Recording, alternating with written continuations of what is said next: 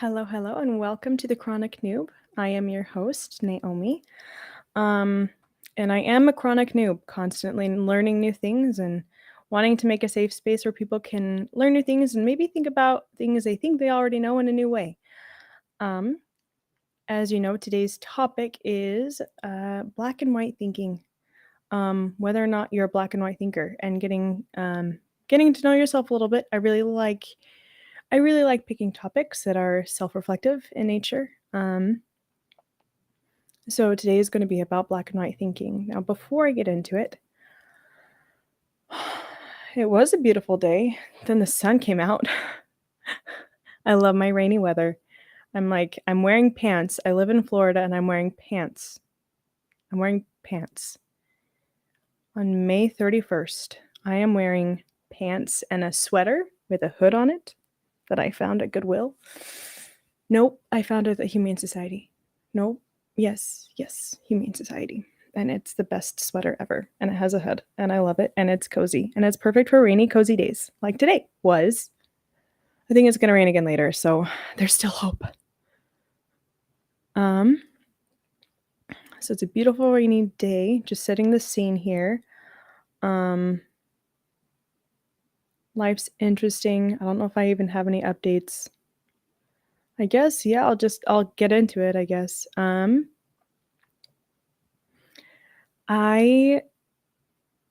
like to put things in ways that make sense to me. I'm a very visual thinker, and so that's why I like to connect things that maybe weren't connected before, just so people can, if my visuals help me, maybe my visuals can help somebody else too. So just in case, or just in cases. I really like just in cases. If you know that movie quote, let me know. I have yet, besides the person who originally showed me that movie, I've yet to find a single person who gets that reference. Okay, so here we go. We're getting into it. So I'm pretty okay.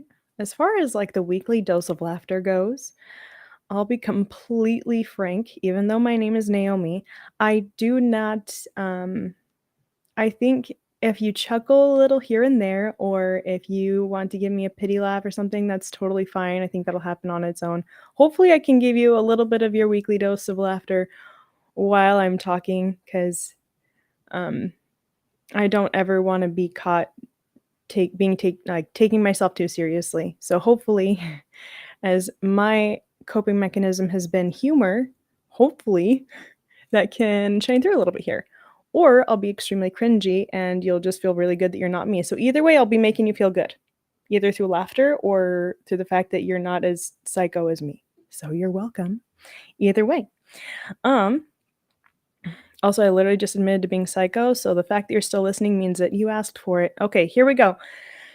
So, are you a black and white thinker? And what that means to me when I say black and white thinker is when everything fits into an all good or an all bad category. And that comes with like decision making. A decision is either good or it's bad. It kind of takes things out of context. It kind of decontextualizes things, if that's a word. I'm going to use it anyway. It just takes context out. It takes other criteria out of decision making, and a decision is either good or bad on its own. People are either good or bad. And if they're all good, they don't have any black spots. They don't have any things that are bad about them. And so you kind of like, if you find out something negative about someone, it's like, wait, I thought they weren't that kind of person. No, they're not. That thing is, negative things about people doesn't mean they're a bad person. Everyone, like for instance, everyone has like narcissistic traits, but that doesn't mean that everyone's a narcissist. And a narcissist shouldn't be used as a template to describe who somebody is anyway. It's a personality trait template that if people have X amount of narcissistic traits, here is a template to use of how to set boundaries with such a person. It doesn't mean that they're that kind of person who's a mean person. It just means that there are specific traits that they have that you might need to have, boundaries with. Also, I think here's this too. I think that narcissism is mislabeled. I don't think it should be narcissistic personality disorder, because I think that narcissism is bred through, or it's incubated through a severe trauma, um, whether it's severe neglect. I also think severe privilege can cause severe trauma that causes narcissism. Um, I mean, just what I've heard about it, part of it can be hereditary, but a lot of it is like trauma based. And I think that narcissism is basically a personality that is born from trauma. And it's a way of living that your body forgets that it's just a trauma response and that it's just a survival mode. It forgets to take off the survival mode and it adopts it as the personality, as the home-based personality. And so I think the most appropriate name for it would be oh gosh, PTSPD? Hold on.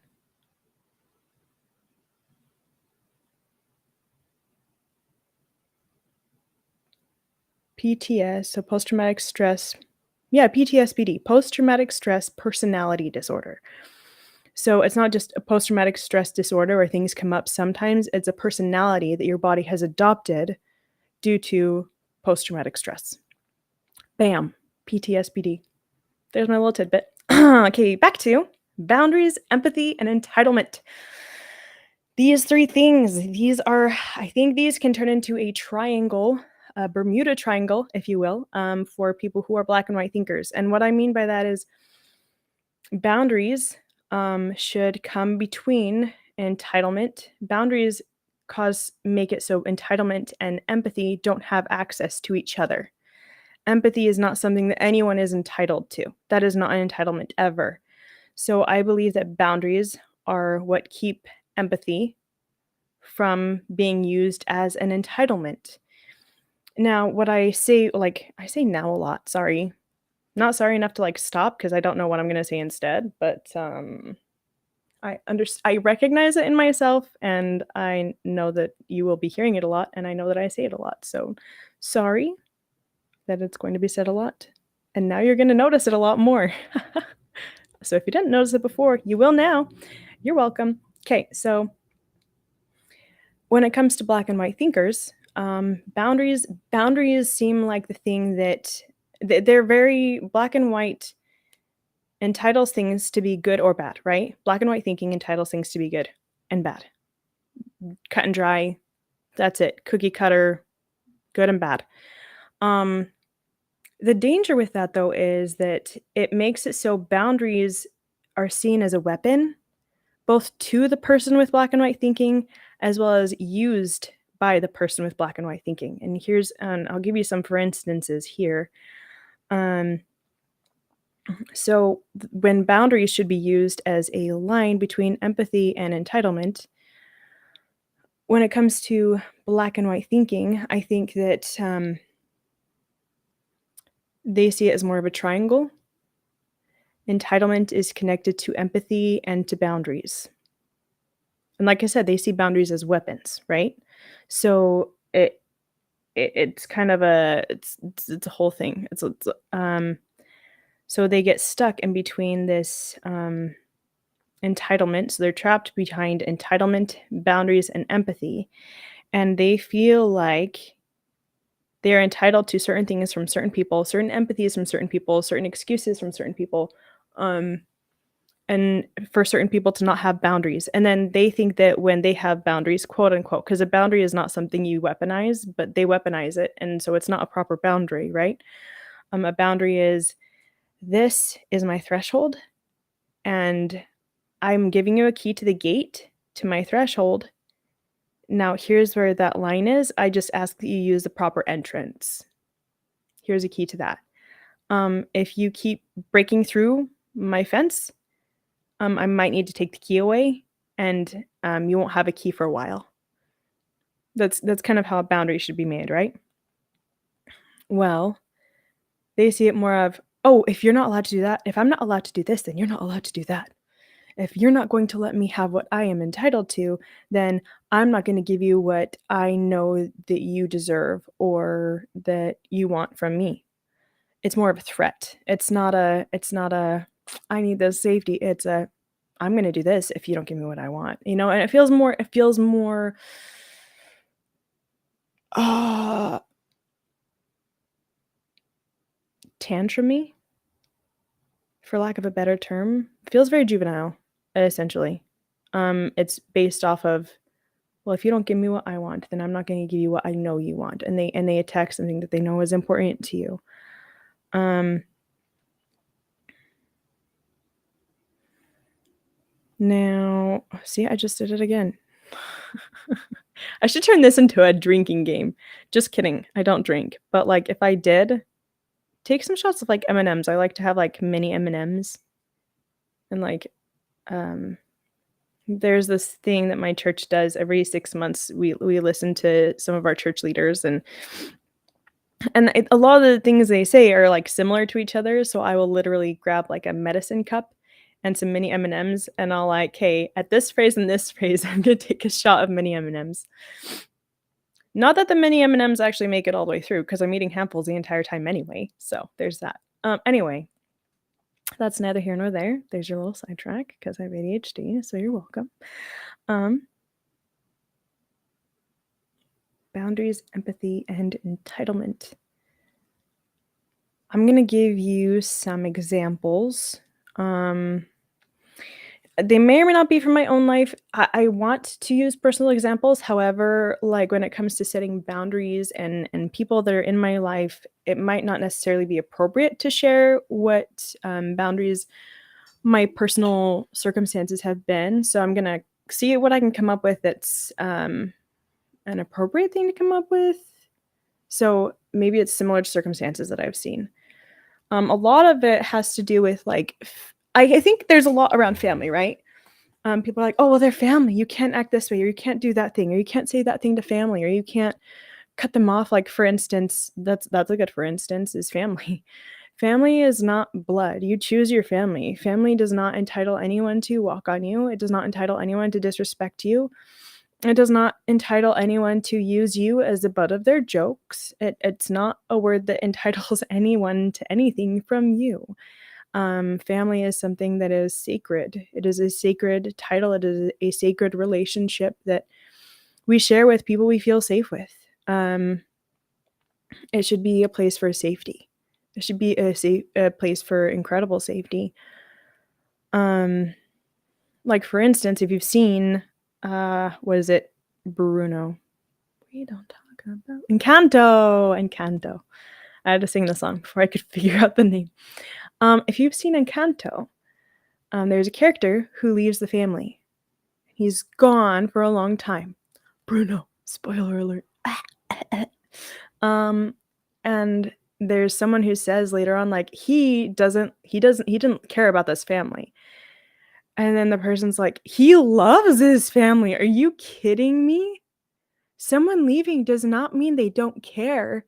It means the thing is circumstances might have gotten too painful. They kept saying, 'Hey, use the gate. Hey, use the gate. Hey, use the gate.' And people kept crashing through the forking fence. And it just got too painful. It got too harmful for them to be around people that they care about a lot. They weren't seen, they weren't heard, they weren't respected, and they needed to take that space. There is no entitlement there. Now, what I say by people using boundaries to weaponize, I recently had an encounter with somebody who I decided to take space from I decided to take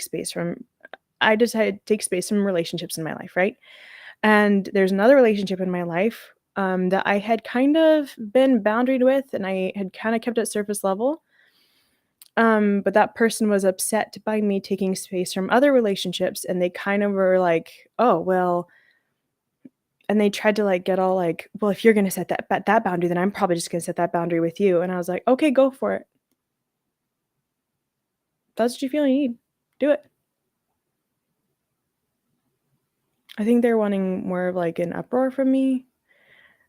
I think they were expecting me to be hurt by it because they were hurt. There is hurt caused by me taking the space that I'm needing, but my intention isn't to cause hurt. It's not to weaponize. But when people are black and white thinkers, they feel so entitled to certain things that they feel attacked when someone sets a boundary.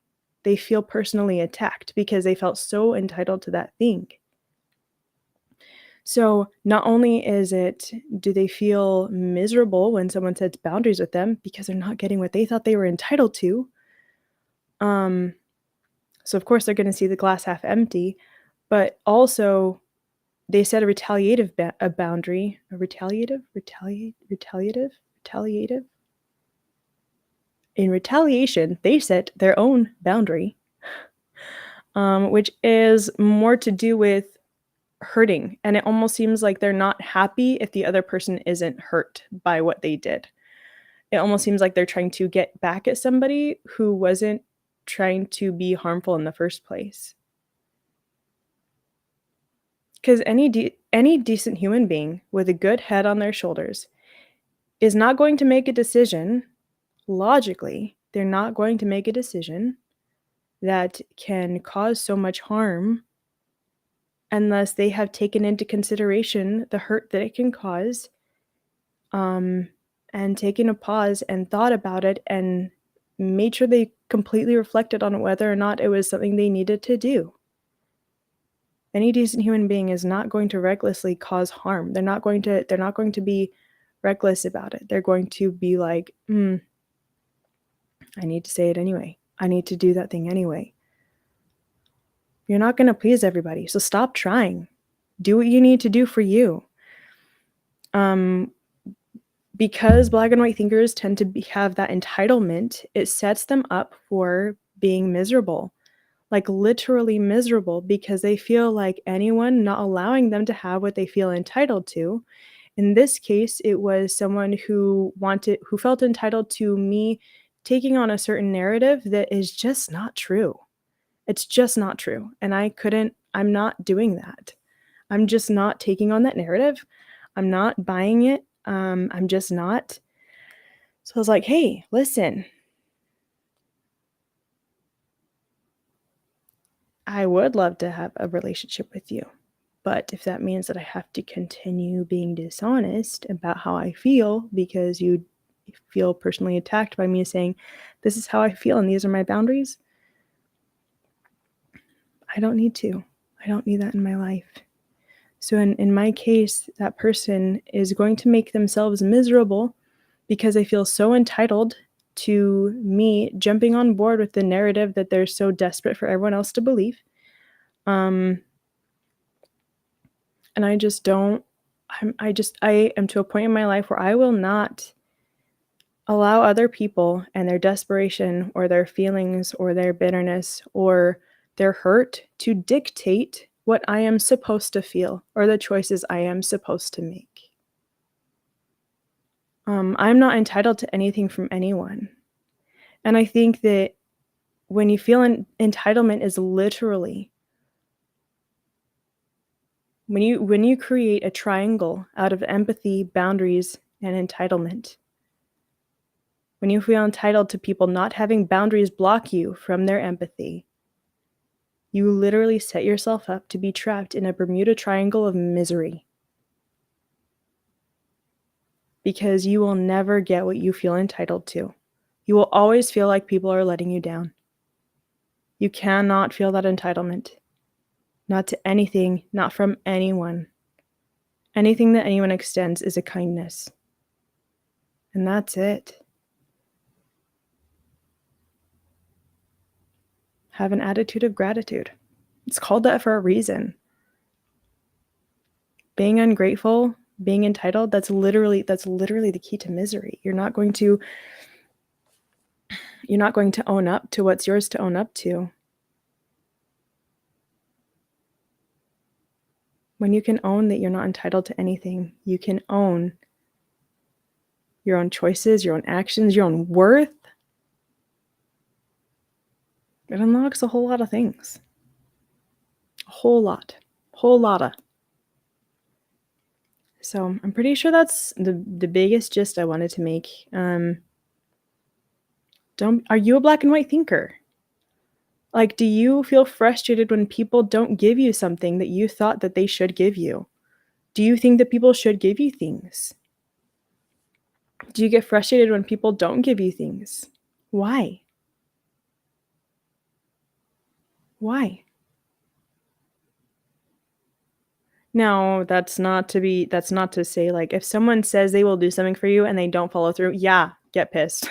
Just kidding. Don't, like, get pissed, but, like, there is room for disappointment there. There really is. There's absolutely room for disappointment. But if people aren't giving you something that you felt if you feel frustrated because someone didn't give you something that you didn't adequately communicate that you wanted and gave them an opportunity to say yes or no and respected their answer of yes or no, whether it was yes or whether it was no, you're not entitled to that. I don't remember how I started that sentence, so I don't know how to finish that. But you're not entitled to anything from anyone, and you can't expect people to read your mind. And if you express what you want and they say no, you need to respect that. Because to disrespect that is crapping on somebody else's boundaries. Be willing to take no for an answer. Be willing to give no for an answer. Because that's the other side of it too, is a lot of times black and white thinkers, it's for themselves too. So are you somebody who literally has to say yes, or you feel like you're not a good person if you're not saying yes to everything and everyone who needs anything from you? Stop. Don't do that to yourself. Don't. You deserve better than that. Like, feel good. Do what you feel is. Oh, my sister said this to me the other day. She and I were talking, and she said, she told me that she says no to things so she can say yes to more important things.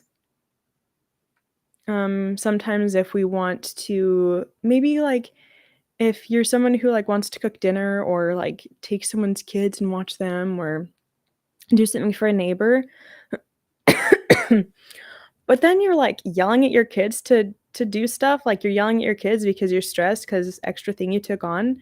Are you prioritizing the people directly in your stewardship? If you're so stressed about this thing that you said yes to because you wanted to feel like you were being kind, but then you're going into your private life and you're taking that stress out on the people who you should be the kindest to, is that a good yes? You only have so much yes you can give. You only have so much yes you can give. So it's important. It's important to give gravity to the yeses that don't compromise your ability to prioritize the people you need to prioritize. The people who you would want to prioritize you. Not that you're entitled to them prioritizing you, but the people who should prioritize you. Make sure that you are showing them what being a priority feels like. Because it goes both ways. And don't beat yourself up if you need to say no to somebody. It doesn't matter what they think. It doesn't. It just doesn't. If they think you're a bad person because you told them no, because you felt like you needed to say no in order to take better care of the people you live with, that's for them to reconcile with their creator and not yours to reconcile with their opinion. Okay? Just so as you know. With that, I think, okay, I know I already said this once already, but I do think that that's everything that I wanted to say on the topic is don't set yourself up for misery by thinking that you're entitled to someone's boundaries not getting in the way of them giving you their empathy endlessly. Empathy is a gift. Kindness is a gift. Anyone's time or attention, it's a gift. You're not entitled to it. And no one's entitled to that from you. Use boundaries wisely. Use them properly. Set yourself up for gratitude. And appreciate the people around you who give you their time and who respect you. I hope I made a good visual. I hope so. I hope I made a good visual. I didn't talk with my hands. Usually I talk with my hands, but I'm trying to be more conscientious of the fact that this will be only audio soon. It's not yet, but it will be an audio only format soon. So I hope I gave you something new to think about. Um, I do think this is a topic that is important, not just in personal life, but in business life as well, which is why I do think it's relevant even for people who are in work situations. You can't be a black and white thinker in your personal life or in your work life. It just doesn't work like that. Well, I know with work there tend to be a little more rules that, things you can get fired for and whatnot. But do what you feel is best. Do what you feel is right. Follow the rules as best you can. Don't feel entitled to any exemptions made, because just because you know why you did something doesn't mean that you're entitled to other people understanding why you did something. That's okay. Anyway. Okay, now I'm being a dead horse. But I hope you have a beautiful day. I hope you get the weather that you're hoping for.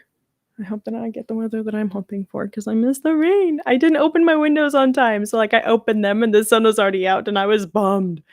So I hope the rain comes back, because I love rain. I love rain. It is my happy place. It's my happy place weather. I love, love rain. Stormy weather, give me the thunderstorms, give me the rain, give me the, just you go outside and you're drenched. Give me those gloomy skies. I love them. I love them all. Anyway, okay. I shall let you go. You have a beautiful day, and thank you so much for hearing me out. I really appreciate your time, and I really appreciate you hearing my perspective. Have a beautiful day. Ugh, where's my mouse? I always lose it. Okay, there it is. Okay, bye.